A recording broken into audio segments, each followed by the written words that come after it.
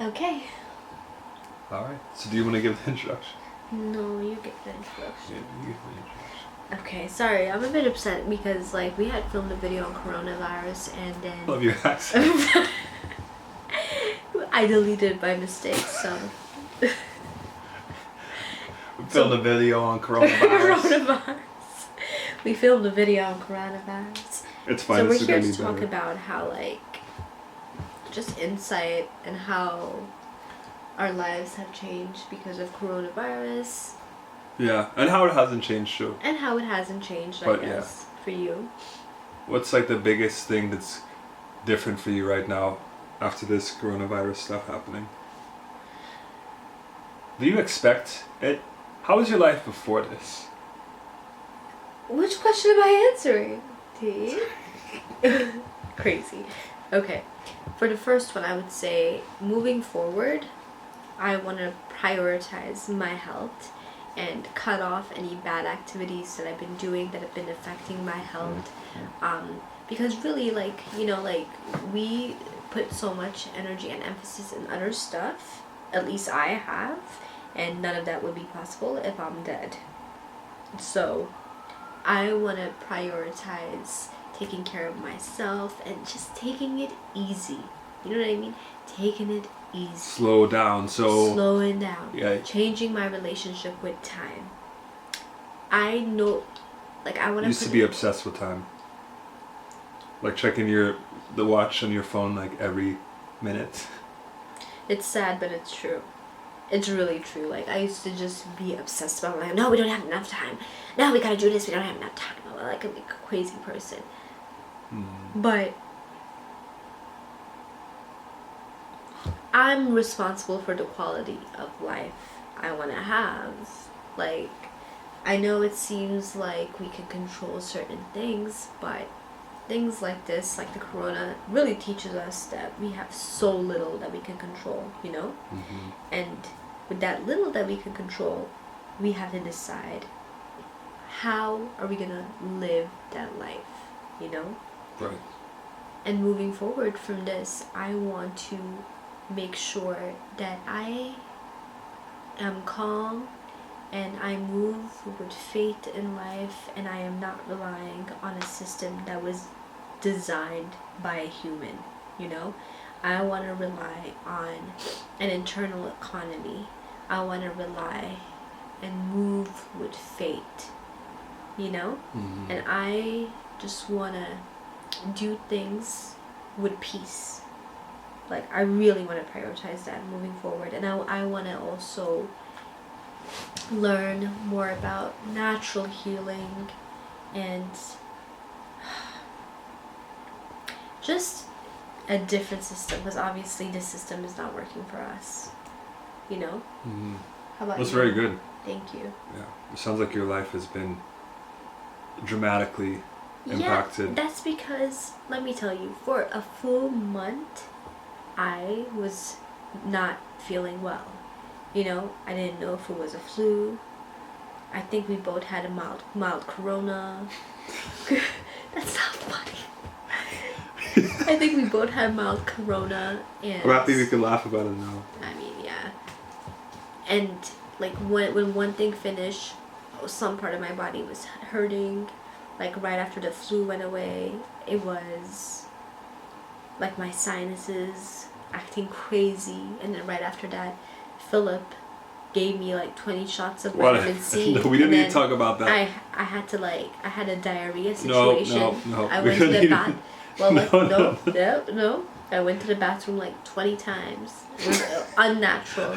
Okay, next, Anyways. fast forward. Anyways, so I'm realizing that.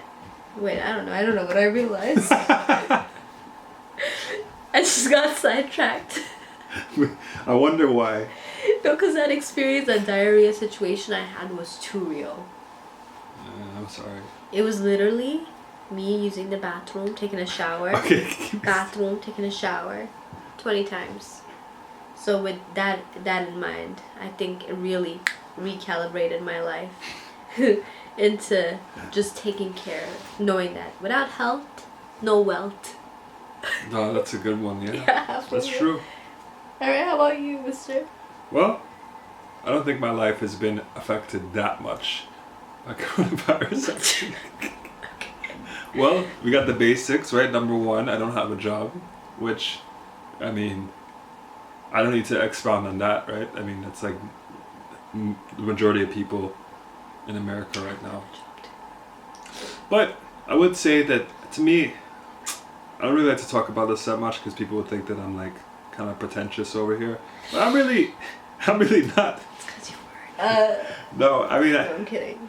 it's just that for me, I think that I changed the way I view things a long time ago before this even happened. Like you mentioned time, right?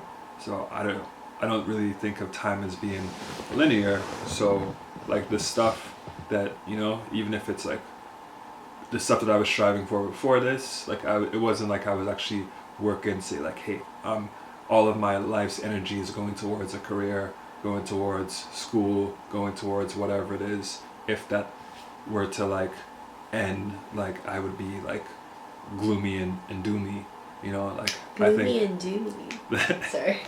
I think that before this happened, like already, like I had started to just like, you know, kind of try to be more present and just adjust the way I think about stuff to be able to, if things were to be taken away, for me to be able to adapt and to just like be kind of like flexible, you know, for whatever the situation is. So right now I don't have a job, but I'm not really worried or fearful.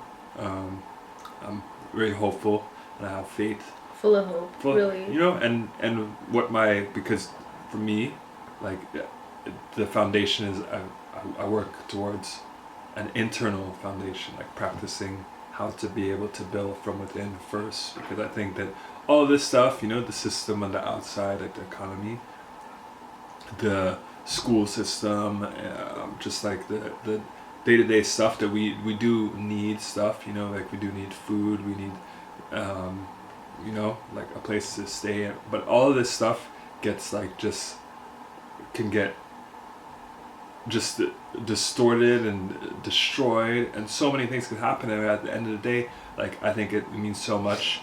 Whereas individuals, so we could stand on our own 2 feet. Like we have to be able to stand on our own 2 feet before we could help someone else. Like, you know, get up and stand before we could really rebuild. Like I would say the biggest takeaway for me is just like, what are we basing our foundation on?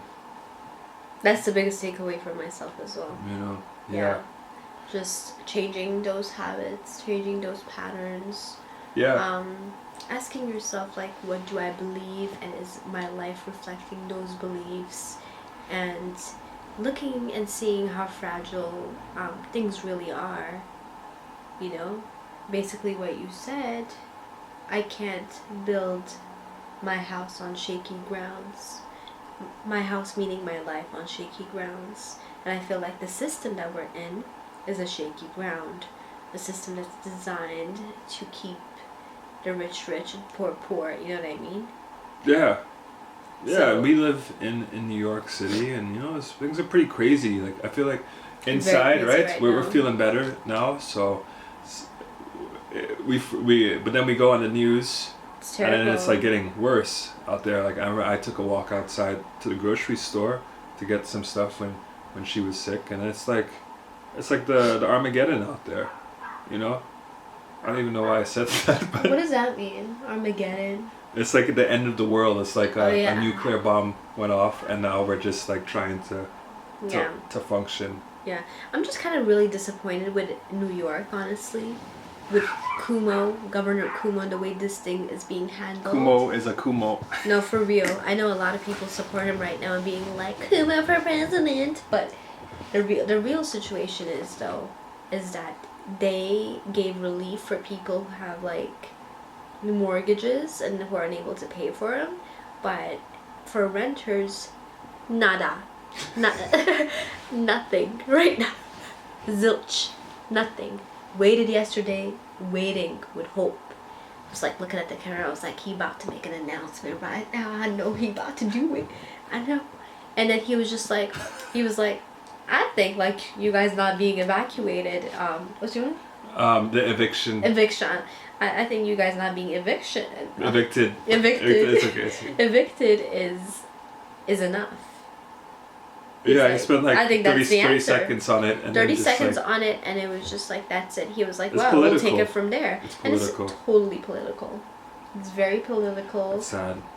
He knows in his heart that it's ridiculous to be like, stay in your home, stay in your home. And rent's coming up and people haven't worked for like more than a month.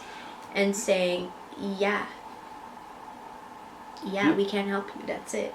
Yeah, and then when, like I said, like I said anyway, like before the New York went under lockdown, it took California had to do it first. Like before that, I think he was saying like, oh, we're not gonna have a lockdown or whatever. But then as soon as California did, it seems like stuff is happening quicker in different states than in New York.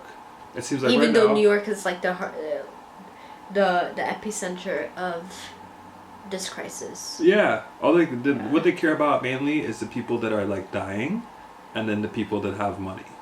The people in between, like the people, like the workforce, besides like the essential workforce, you're kind of out of luck over here right now.